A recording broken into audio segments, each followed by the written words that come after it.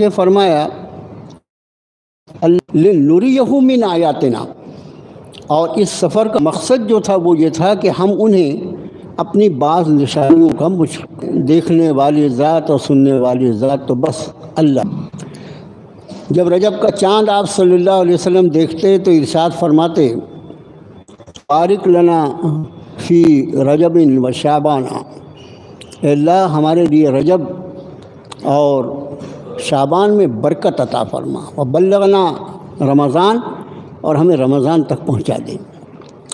اس دعا سے یہ احساس امت مسلمہ کو ہونا چاہیے کہ آپ صلی اللہ علیہ وآلہ وسلم کا مزاج مبارک یہ ہے کہ رجب کا چاند دیکھ کر ہی امت مسلمہ اپنے آپ کو ذہنی طور پر رمضان کی خوش آمدید کہنے کے لیے تیار کریں۔ یہ آپ انداز فرما کہ اور چاند دیکھنے کی جو دعا ہے اس میں جو چاند دیکھا آپ نے اس میں برکت کی دعا فرمائی، لیکن رجب کا جب آپ چاند دیکھتے تو اس میں رجب میں بھی برکت کی دعا، شعبان میں بھی برکت کی دعا، اور ہم کو رمضان تک اللہ پہنچا دے اس کی مزید دعا۔ ایک بات۔ دوسری بات کہ شریعت مطہرہ نے مہینوں میں 4 مہینے جو رکھے ہیں وہ شہر حرام کہلاتے ہیں، حرمت والے مہینے۔ حرام کا مطلب جو ہوتا ہے، ایک حرام وہ ہوتا ہے شراب حرام ہے، سود حرام ہے، اس کا مطلب یہ کہ یہ اتنا ناپسندیدہ ہے اس کے قریب مت جاؤ۔ لیکن حرام کا ایک مطلب ہوتا ہے حرمت والا، عزت والا، جیسے مسجد حرام، تو مسجد حرام کا مطلب انتہائی حرمت والی مسجد۔ تو اسی طرح 4 مہینے اللہ عز و جل نے اس پورے 12 مہینوں میں ایسے رکھے ہیں جس کو اشہر الحرم کہا جاتا ہے، حرمت والے مہینے۔ اور یہ 4 مہینے جو ہیں، یہ 3 مہینے جو ہیں وہ رمضان نہیں ہے اس میں حرمت والی، اس کا خیال رکھنا۔ ذی قعدہ یعنی شوال کے بعد یہ رجب کا، یعنی کہیں اسلامی حکومت ہو کوئی رہے گا، اس میں کسی طرح کا کوئی جنگ و جدال نہیں، تو یہ حرمت والے۔ اس رجب کے مہینے میں ہی یہ سفر معراج کا واقعہ پیش آیا تھا۔ سفر معراج کا واقعہ کن حالات میں پیش آیا اس کو اگر آپ 1 منٹ میں سماعت فرما لیں اور اس کو یاد بھی رکھیں تو مکی دور میں آپ صلی اللہ علیہ وسلم کی ولادت جو ہوئی وہ اس طرح کہ آپ نے اپنے والد محترم کا چہرہ نہیں دیکھا۔ آپ کی ولادت سے پہلے حضرت عبداللہ فوت ہو چکے تھے، آپ کی کفالت دادا حضرت عبدالطالب نے کی، دادا کی بھی وفات ہو گئی، اور پھر آپ کی کفالت کی ذمہ داری حضرت ابی طالب پر آئی۔ ابی طالب جو آپ کے سگے چچا ہیں، حضرت علی کرم اللہ وجہہ کے والد محترم ہیں، لیکن یہ اللہ کی قدرتیں ہیں، ان کو دیکھ کر اللہ کے جو احکام اور اس کے طرف سے جو اوامر اس کائنات پہ نافذ ہوتے ہیں اس میں اس کی کیا حکمتیں ہوتی ہیں اس تک انسان کی نگاہ پہنچ ہی نہیں سکتی۔ آدمی اپنے آپ کو معذور اور مجبور سمجھتا ہے۔ ابی طالب کو نبی کریم صلی اللہ علیہ وسلم کی کفالت کے لیے اللہ نے قبول فرمایا، لیکن ابی طالب کو اللہ نے ایمان کے لیے قبول نہیں فرمایا۔ کتنی حیرت کی بات ہے۔ ابی طالب جو آپ کے سگے چچا ہیں، آپ کو رسول اللہ صلی اللہ علیہ وسلم کی برسہا برس تک کفالت کے لیے اللہ نے قبول فرمایا، لیکن ایمان کی نعمت سے ان کو اللہ نے محروم رکھا۔ یہ اللہ کے فیصلے ہیں میرے بھائیوں۔ اور اس کے بعد آپ نے جو وہاں نکاح فرمایا حضرت خدیجۃ الکبریٰ رضی اللہ تعالی عنہا سے، آپ کے نکاح کی جو عمر ہے وہ 25 سال ہے اس وقت۔ اس کے 15 سال کے بعد نزول قرآن شروع ہوا، اور حضرت خدیجۃ الکبریٰ کا ایک مقام تھا مکے کے ماحول میں، مکے کے معاشرے میں۔ تو ان دونوں حضرات کی وجہ سے جب اللہ نے آپ کو مقام نبوت پر فائز فرمایا تو آپ کو دعوت کے کام میں یہ دونوں حضرات کی موجودگی جو تھی بہت اہم کردار ادا کرتی تھی، ہمت تھی آپ میں۔ اللہ کا فیصلہ ہوا کہ ایک ہی سال میں آپ صلی اللہ علیہ وسلم پر کیا کیفیت گزری ہوگی ان دونوں ایک ہی سال میں وفات کی وجہ سے. اس سال کو آپ نے فرمایا یہ سال میرے لیے غم کا سال ہے. عام الحزن فرمایا آپ نے، یہ میرے لیے غم کا سال ہے. ایک ہی سال میں چچا کے ساتھ چھوڑ گئے اور اہلیہ محترمہ کے ساتھ چھوڑ گئے. اب زبانیں کی ہوئی، اب ان کو کھلی چھوٹ ملی اور نیا دور ظلم کا اور ستم کا شروع ہوا. اس وقت آپ صلی اللہ علیہ وسلم نے طائف کا سفر فرمایا. یہ واقعہ معراج کا پس منظر آپ کے سامنے آپ کا خادم عرض کر رہا ہے. چچا کی وفات ہے، امی جان حضرت خدیجہ الکبریٰ کی وفات ہے، اس کے بعد آپ کا طائف کا سفر ہے. طائف میں جو آبادی تھی، یہ آپ خیال رکھیں کہ آپ صلی اللہ علیہ وسلم کا ننیحال جو ہے وہ مدینہ طیبہ ہے.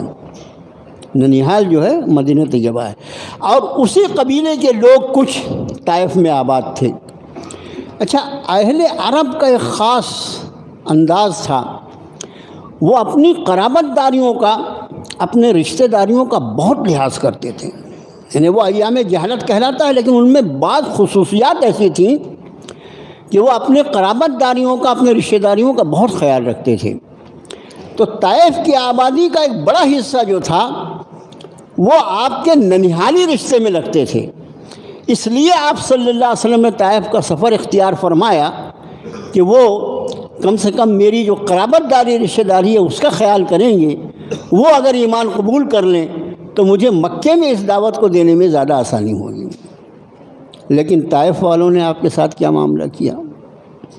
یعنی ٹوٹا ہوا دل لے کر آپ مکے سے طائف جا رہے ہیں، اور طائف والوں نے جو معاملہ کیا اس کی انتہا یہ ہے کہ رب تعالیٰ نے جبریل کے ساتھ پہاڑوں کے فرشتوں کو بھیجا کہ اللہ کے رسول صلی اللہ علیہ وسلم، اس بستی کے رہنے والوں نے آپ کے ساتھ جو معاملہ کیا ہے، رب تعالیٰ نے مجھے بھیجا ہے اور ارشاد فرمایا ہے کہ اگر محمد صلی اللہ علیہ وسلم فرماتے ہیں تو طائف کے دونوں طرف کے پہاڑوں کو ملا دو تاکہ طائف کی آبادی پس کے چکنا چور ہو جائے. کیا کیا ہوگا طائف والوں نے؟ مدنی زندگی میں ایک مرتبہ حضرت عائشہ صدیقہ رضی اللہ تعالیٰ عنہ نے ایک عجیب سوال کر لیا کہ اللہ کے رسول صلی اللہ علیہ وسلم، جب سے آپ دعوت و تبلیغ کا کام کر رہے ہیں تو آپ پر سب سے زیادہ سخت دن کون سا گزرا، سب سے زیادہ مشکل بھرا؟ آپ صلی اللہ علیہ وسلم فرمایا، عائشہ، میری زندگی میں طائف والے دن سے زیادہ سخت دن کوئی نہیں گزرا ہے. اتنا سخت ستایا ہے طائف والوں.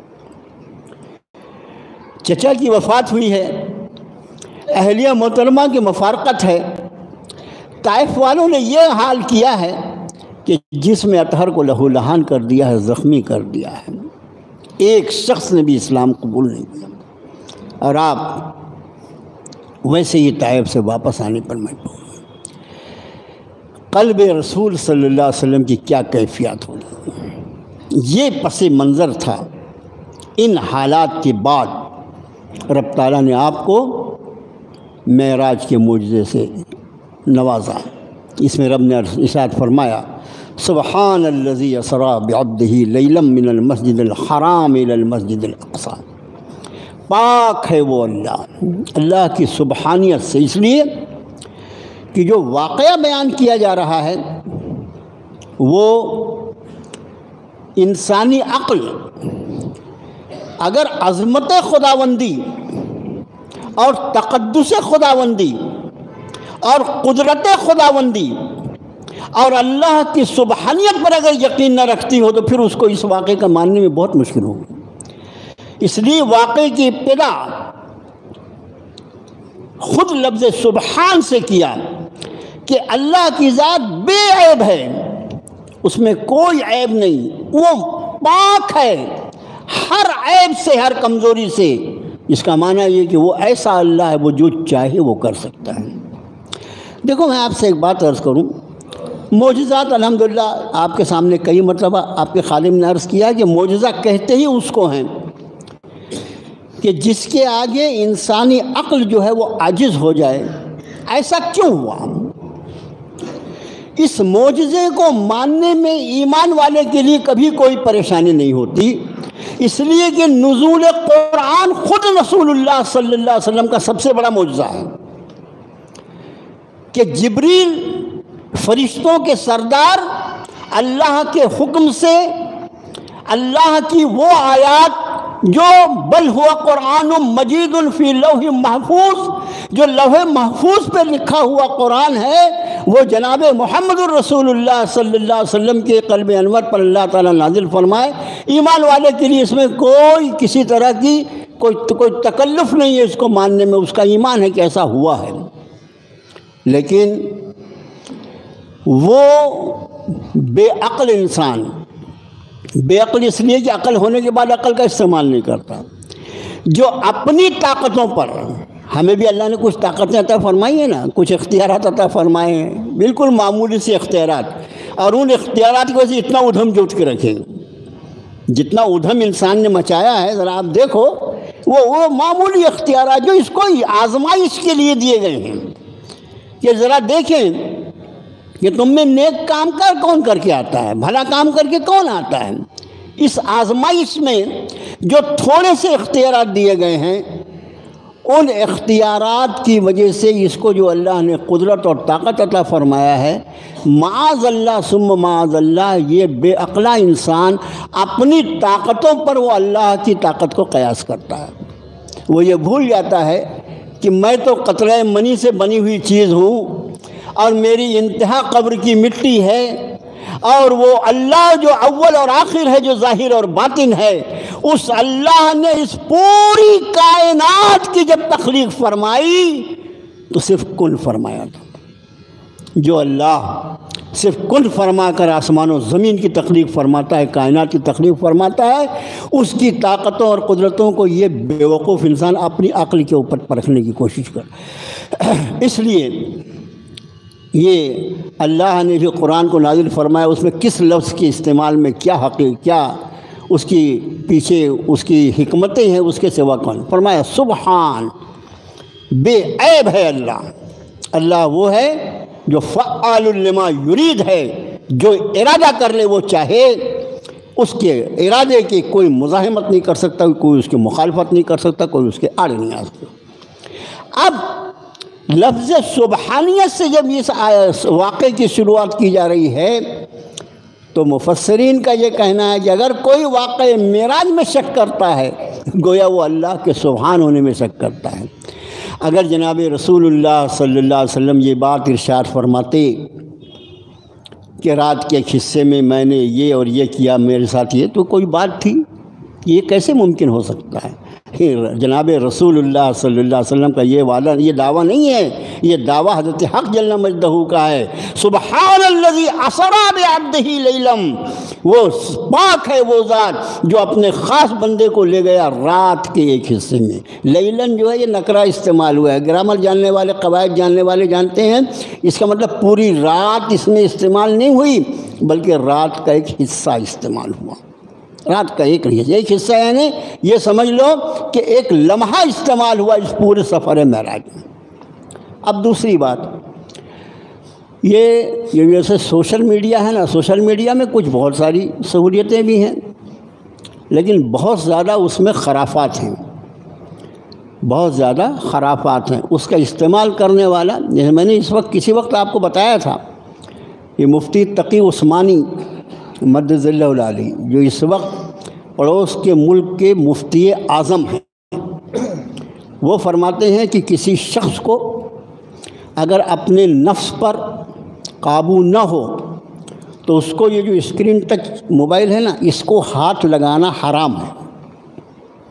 کوئی آدمی اتنی طاقت رکھتا ہے، اللہ نے اس کو اتنا اعتدال دیا ہے، اتنی اس کے نفس پر اللہ نے طاقت دیا ہے کہ بھئی اٹھاتا ہے، وہ فون اٹھاتا ہے، فون کرتا ہے، فون سنتا ہے، کوئی بہت ضروری میسیج آ گئے، وہ لوگ اس سے فتوے پوچھتے ہیں، سوالات کرتے ہیں، ہو گیا، ٹھیک ہو گیا۔ لیکن اس میں پھر اتنی خرافات بھری ہیں کہ اگر آدمی ان خرافات سے اپنے آپ کو بچا نہیں سکتا تو مفتی صاحب کا فتویٰ ہے کہ اس کو ہاتھ لگانا ہی حرام ہے، کیونکہ حرام چیز ہے، ہاتھ لگائے گا تو حرام کاری میں یہ ملوث ہو جائے گا۔ جو اپنے آپ کو اس سے بچا سکتا ہے صرف اسی کو اجازت ہے اس کے استعمال کی۔ ہم مفتی کا کام فتویٰ دینا، حکم بنانا ہے، اب آپ کتنا عمل کرتے ہیں وہ آپ اپنا دیکھتے بیٹھیے، ہم کتنا عمل کرتے ہیں ہم اس کے ذمہ دار ہیں۔ تو میرے بھائیوں، میں عرض یہ کر رہا تھا کہ اس وقت، اور یہ بہت دن سے ہمیشہ سے یہ بحث چلی ہے کہ آیا یہ جو معراج مبارک تھی یہ آپ صلی اللہ علیہ وسلم کو خواب میں ہوئی تھی کیا، روحانی معراج تھی کیا، یا روحانی اور جسمانی تھی؟ یہ بات خیال رکھیں کہ علامہ قرطبی رحمۃ اللہ علیہ نے معراج کی روایتیں جو ہیں، بعض بے عقلے جو ہیں جو صرف گوگل سے پڑھ کر مفتی وقت بننا چاہتے ہیں، بڑی پریشانی ہے بابا۔ گوگل جو مفتی کیا بنائے گا، وہ خود ہی جاہل نمبر 1 ہے، اس کو جتنا آپ بتاتے اتنا ہی آتا ہے، اس سے زیادہ کچھ نہیں آتا۔ تو جو لوگ خالی موبائل دیکھ کر اور گوگل پر اور یوٹیوب پر جا کے اپنے آپ کو عالم اور مفتی بناتے ہیں، بہت خطرناک ہے میرے بھائیوں۔ علم دین جو ہے یہ علم سینہ ہے، اور اس علم کی نورانیت، اس کے اثرات اس وقت مرتب ہوتے ہیں جب کسی استاد کے سامنے بیٹھ کر اس کی زبان سے نکلے ہوئے الفاظ کے ساتھ اس کے سینے سے نکلنے والے علم، نور علم کو اپنے سینے میں پیوست کیا جائے، اس وقت آدمی عالم بنتا ہے۔ آپ سمجھیں، اس کا خیال رکھا جائے۔ معلومات، نالج الگ چیز ہے، گوگل پہ نالج آپ کو مل جائے گی، لیکن نورانیت علم، ارے لعنت ہے اس پر کہ وہاں کا نور نکلے گا، وہاں سے تو فحاشی ہی نکلتی ہے۔ تو یہ ایک بحث ہے۔ تو میں جو عرض کر رہا تھا کہ واقعہ معراج کی روایتیں امام قرطبی رحمۃ اللہ علیہ تفسیر قرطبی میں فرماتے ہیں کہ 20 صحابہ کرام سے 10 صحابہ اگر کسی روایت کو نقل کریں تو وہ تواتر والی روایت کہلاتی ہے۔ 20 صحابہ سے تواتر کے ساتھ معراج کی روایتیں نقل کی گئی ہیں، یہ امام قرطبی رحمۃ اللہ علیہ کا قول ہے۔ اور سیرت النبی میں حضرت مولانا ندوی رحمۃ اللہ علیہ نے لکھا ہے کہ 42 صحابہ سے یہ معراج کی روایتیں نقل کی گئی ہیں، اتنی روایتیں ہیں۔ اب اس میں کچھ لوگوں کو بعض روایتیں آپ کو یہ معراج جو تھی یہ جسمانی تھی یا روحانی تھی، بس اتنا خیال رکھیں کہ عبد کا لفظ جو ہے نا، بے عبد ہی، عبد کا لفظ جو ہے اس کا اطلاق اس پر ہوتا ہے جو روح اور جسم کا مجموعہ ہے۔ جیسے میں ابھی ہوں نا تو مجھے بندہ کہہ سکتے ہیں، لیکن جب میری روح میرے جسم سے نکل جائے نا تو مجھ کو بندہ نہیں، مجھ کو لاش کہا جائے گا، لاش۔ آپ سمجھے؟ اور جو چیز نکل جائے گی اس کو روح کہا جائے گا۔ روح اور جسم یہ دونوں ملتا ہے جب اس پر عبد کا اطلاق ہوتا ہے۔ اسی لیے ایک عالم دین نے کہا کہ اگر یہ معراج، اصل میں واقع معراج عقل کو اتنا جھنجھوڑ دینے والا ہے اور اللہ کی قدرتوں کو اس طرح سے آدمی کے سامنے بے پردہ کرنے والا ہے کہ میرا اللہ ہے، کیا اس کی عظمت اور کیا شان ہے۔ تو بعض شک شبہ کرنے والوں کو اس لیے اس پر یہ روحانی تھی کیا؟ اچھا روحانی ہوتی یا خواب میں اگر معراج ہوتی نا تو سب سے پہلے اس لیے کہ جب معراج کا واقعہ پیش آیا تو اس دن آپ صلی اللہ علیہ وسلم اپنی چچازاد ہمشیرہ حضرت ام ہانی کے آرام فرما۔ ام ہانی جو ہیں یہ ابی طالب کی بیٹی ہیں، حضرت علی رضی اللہ تعالیٰ عنہ کی سگی بہن ہیں، وہاں آپ آرام فرما رہے تھے، وہاں سے واقع معراج پیش آیا۔ تو ظاہر ہے کہ اسی بستر سے پیش آیا تھا، واپس اسی بستر پر تشریف لائے تو آپ نے سب سے پہلے اپنی بہن ام ہانی سے فرمائی یہ بات کہ میرے رب نے رات میں مجھے یہ اور اس نعمت سے نوازا۔ حضرت ام ہانی نے کہا بھائی اللہ کے لیے اس کا تذکرہ کسی کے سامنے مت کیجیے گا، ورنہ مکے والے ویسے بھی آپ کے مخالف ہیں، یہ تو نیا شوشہ ان کے ہاتھ لگ جائے گا اور بہت مخالفت کریں۔ اگر اس معراج کے واقعے کو آپ نے خواب میں بیان فرمایا ہوتا کہ مجھے خواب میں میرے رب نے یہ سب دکھایا، تو خواب ایک ایسی چیز ہے کہ کسی دیکھنے والے کو کیسا بھی خواب دکھائی دے کوئی اس کی مخالفت نہیں کرے۔ تو یہ ہمارا ایمان ہے، یہ ایمان کا جز ہے، اس لیے اتنے تشریح سے یہ بات آپ کا خادم عرض کر رہا ہے کہ آپ صلی اللہ علیہ وسلم کو جو معراج عطا ہوئی، آپ کے جسم اور روح مبارک کے ساتھ جس ذات کو محمد الرسول اللہ صلی اللہ علیہ وسلم کہا جاتا ہے، اسی ذات کے لیے رب نے فرمایا سبحان الذی اسریٰ بعبدہ، پاک ہے اللہ کی وہ ذات جو رات کے ایک حصے میں اپنے بندہ خاص کو لے گیا۔ اب اس کے سلسلے میں آج کم سے کم 2 باتیں ذہن میں رکھیں۔ یہ واقعہ معراج جو ہے، اس کی انشاءاللہ بقیہ تفصیلات اگلے ہفتے آپ کے سامنے آپ کا خادم عرض کرے گا۔ اس میں کچھ چیزیں ہمارے ہاں ایسی بے سر پیر کی چل پڑتی ہیں۔ اچھا اتنی چلتی لوگ بولتے ہو ڈرتے، اپن بولیں تو اپنا منہ پکڑ لیں۔ بھائی کیوں منہ پکڑ لیں گے؟ شرافت سے طریقے سے بتا دیا جائے۔ 27 تاریخ کو لوگوں نے اس کو شب معراج سمجھا، 26 اور 27 کی درمیانی رات کو، ٹھیک ہے ایک رات میں تو ہوا تھا واقعہ، 27ویں رجب سمجھ لوں، لیکن اس کے بعد کوئی ہزاری روزہ ہوتا ہے، ایسا روزہ جو 1000 روزے کے برابر، ایسی کوئی چیز شریعت مطہرہ میں نہیں ہے۔ اس رات کے لیے کچھ نوافل، مولانا کیا کرنا، کچھ نوافل، کچھ خاص، کوئی خاص ذکر، کوئی نفل، کچھ بھی اس میں ثابت نہیں ہے۔ اب رہا روزہ، تو میں آپ سے عرض کروں، روزے کے مسائل میں صرف ایک مسئلہ آپ یاد رکھیے، رمضان کے روزے فرض ہیں، انشاءاللہ اللہ ہم کو آپ کو حیات رکھے گا تو رمضان سے ملاقات ہو جائے گی۔ رمضان کے مہینے میں رمضان کے علاوہ کوئی روزہ نہیں ہو سکتا۔ باقی 11 مہینے جو ہیں، ان 11 مہینوں میں صرف 5 ایسے دن ہیں جس میں روزہ حرام ہے۔ وہ 5 دن کون سے ہیں؟ ایک ہے عید الفطر کا دن، اور 4 دن جو ہیں وہ ذی الحج میں، ذی الحج یعنی جو یوم ذی الحج جو ہوتا ہے، جس کو ہم عید الاضحیٰ کہتے ہیں، عید الاضحیٰ یعنی 10 تاریخ، 11، 12 اور 13، یہ 4 دن ذی الحج کے 4 دن 10، 11، 12، 13 اور شوال کی پہلی تاریخ یکم ذی الحج جو عید کا دن ہے، یہ 5 دن روزہ رکھنا شریعت مطہرہ میں حرام ہے۔ اور اس کے علاوہ آدمی جس دن چاہے روزہ رکھ سکتا ہے، نفل روزے کی کوئی قید نہیں۔ جمعے کے دن رکھنا نہیں رکھنا، خالی جمعے کو رکھنا، وہ معمولی سا اختلاف ہے، اس میں آپ کو میں اس چکر میں نہیں ڈالتا۔